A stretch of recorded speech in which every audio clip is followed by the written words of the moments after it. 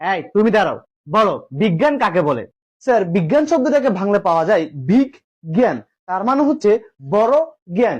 So বড় জ্ঞানকেই বিজ্ঞান বলে। না, তোমাকে দিয়ে হবে না। এই তুমি দাঁড়াও, বলো পৃথিবী আর চাঁদের মধ্যবর্তী দূরত্ব কত? Sir, 4 bench. 4 বেঞ্চ মানে?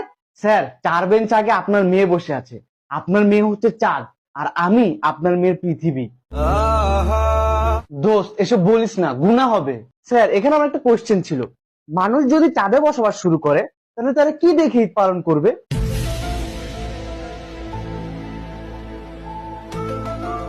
দোস্ত, ঈদ একটা পবিত্র জিনিস, এসব বলিস না, গুনাহ হবে। স্যার, এখানে আমারও একটা কোশ্চেন আছে, পৃথিবীতে থাকা মানুষরা চাঁদকে দেখিয়ে বলে ওই যে দেখো চাঁদ মামা, তার মানে পৃথিবী হচ্ছে চাঁদের বোন আর চাঁদ হচ্ছে পৃথিবীর ভাই, এ কারণেই তো তাকে মামা ডাকা হয়। তাহলে চাঁদে যদি মানুষ থাকে, তাহলে মানুষরা পৃথিবীকে দেখিয়ে কি বলবে?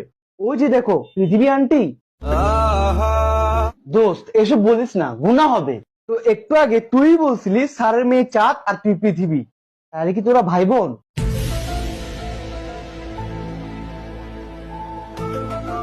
তোমাদের অনেক কোশ্চেন হয়েছে, এবার আমি কোশ্চেন করব। বলো, ডাইনোসর বিলুপ্ত হওয়ার প্রধান কারণ কি? স্যার, এসব বলিয়েন না, গুনাহ হবে।